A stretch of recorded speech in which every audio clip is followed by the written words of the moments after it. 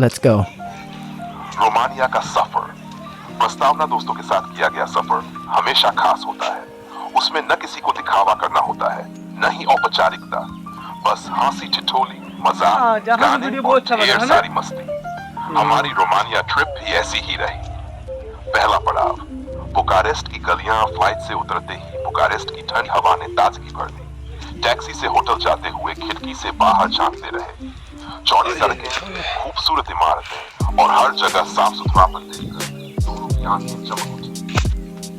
सामान रखते ही हमने नाइट टूर का प्लान बना दिया। ओल्ड टाउन की गलियों में पहुंचते ही ऐसा लगा जैसे किसी फिल्म के सेट पर आ गए। पत्थरों से बनी सांकरी सड़कें, चारों तरफ लाइट्स, हर कैफे से आती म्यूजिक की आवाज और लोग देर रात तक चहल पहल में व्यस्त। हम दोनों ने स्ट्रीट फूड चखा, एक लोकल बैंड का म्यूजिक सुना और अजनबी लोगों के साथ हंसते गाते वक्त बिताया। यही हमें समझ आया, ये ट्रिप शानदार होने वाली है। दूसरा पड़ाव ब्रांडकेस कैसल। अगले दिन हम निकल पड़े मशहूर ब्रांड कैसल देखने। टैक्सी ड्राइवर ने रास्ते भर हमें ड्रैकुला की कहानियां सुनाई। दोनों हंसते रहे और बार बार एक दूसरे को चिढ़ाते। अगर असली ड्रैकुला मिल गया तो कौन भागेगा पहले। किले की ऊंची ऊंची दीवारें, संकरी सीढ़ियां और अंधेरे कमरे देखकर सच में रोमांच हो गया। अंदर घूमते हुए बार बार डरावनी आवाजें निकालकर एक दूसरे को डराना हमारी सबसे बड़ी मस्ती बन गई। बालकनी से नीचे फैली घाटियां देखकर हमने ढेर सारी तस्वीरें खींची और इंस्टा स्टोरीज डाली। तीसरा पड़ाव ट्रांसिल्वेनिया की वादियां। अगर किसी ने कहा कि ट्रांसिल्वेनिया जन्नत जैसा है तो सच कहा। ट्रेन से जाते समय खिड़की से बाहर का हर नजारा किसी पोस्ट कार्ड जैसा लगता। स्टेशन हो जाता है बर्फ से ढकी चोटियां, छोटे छोटे गांव, लकड़ी के चर्च और चारों तरफ फैली हरी भरी घाटियां। हमने वहां हाइकिंग का प्लान बनाया।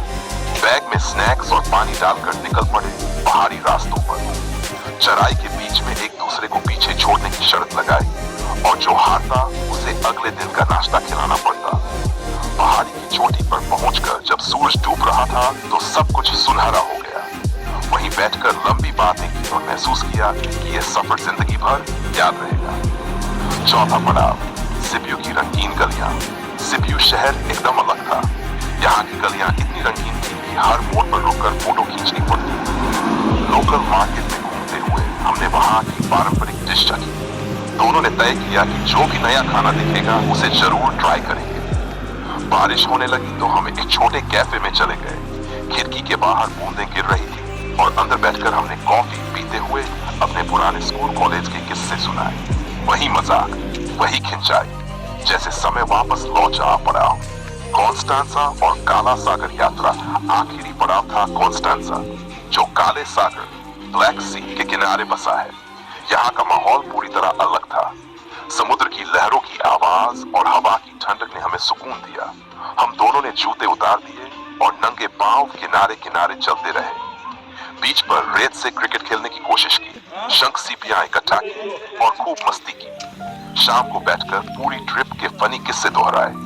कहाँ किसने गलत रास्ता बताया, कहाँ फोटो खींचते खींचते गिर पड़ा और कहाँ लोकल भाषा समझ न आने पर हंसी का फव्वारा छूटा।